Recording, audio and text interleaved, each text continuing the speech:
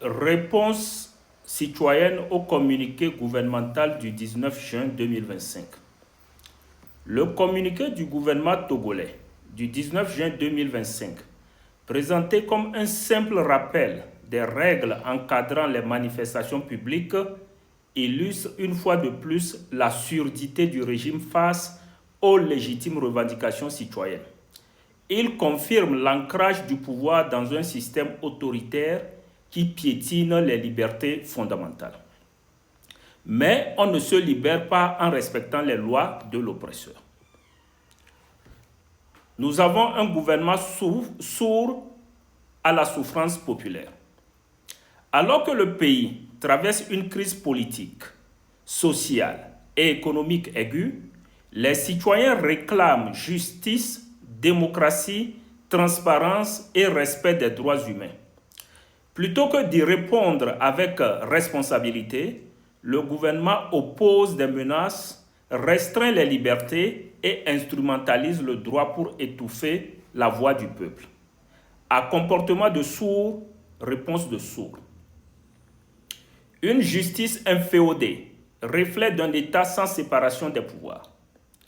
À travers ce communiqué, le gouvernement s'arroge le droit d'interpréter la loi, de décider de la légalité des actes citoyens et d'annoncer à l'avance les sanctions. Cette posture témoigne d'une confusion volontaire entre les pouvoirs exécutifs et judiciaires.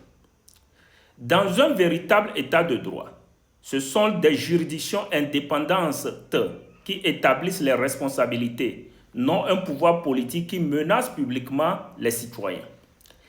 Quand on se souvient que plus de 500 Togolais ont été tués en 2005 pour permettre à Faure Gnassingbé de succéder à son père, ce mépris de la justice ne surprend plus. Chasser le naturel, il revient au galop. Des menaces à peine voilées qui couvrent des actes de torture.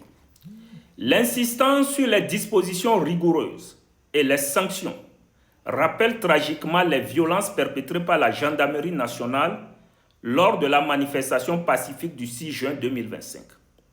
Les nombreux témoignages de violences, d'arrestations arbitraires et d'actes de torture sont passés sous silence dans ce communiqué.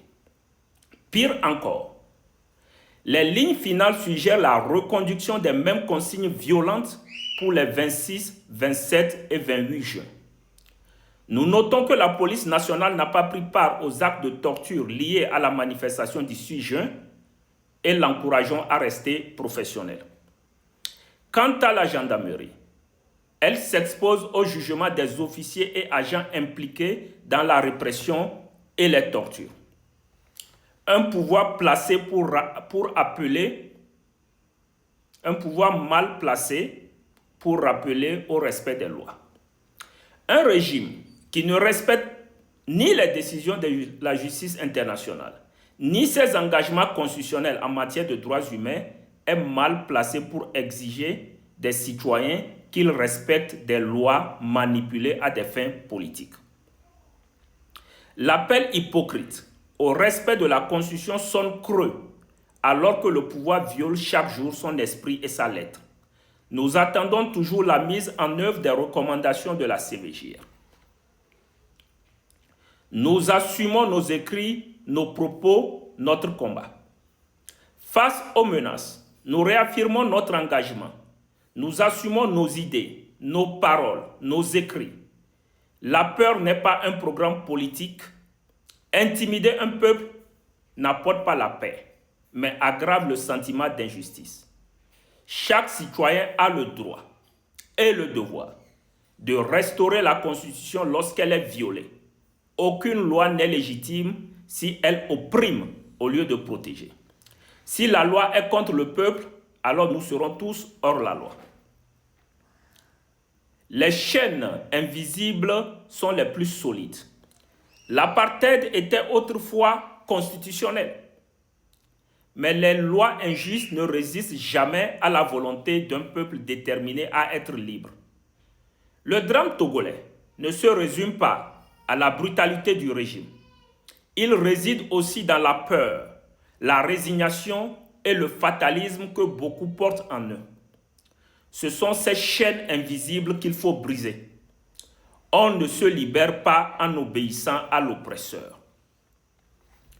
Pour un Togo véritablement démocratique, un Togo démocratique ne naîtra que par la fin de la servitude volontaire et du jeu partisan, la restauration effective de la séparation des pouvoirs, la liberté réelle d'association et de manifestation, une justice indépendante au service des citoyens, la fin de l'impunité pour les crimes politiques, y compris la torture, une transition vers un État garant des droits et non un instrument de répression. Nous appelons chaque citoyen, chaque jeune, chaque intellectuel, chaque leader religieux et communautaire à prendre part dans cette lutte. L'histoire n'absoudra ni la passivité ni la complicité silencieuse.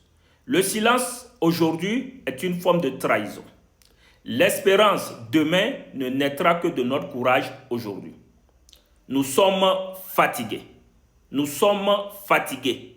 Nous sommes fatigués. Papa Kadija, citoyen engagé pour un comportement éthique et un leadership moral au Togo.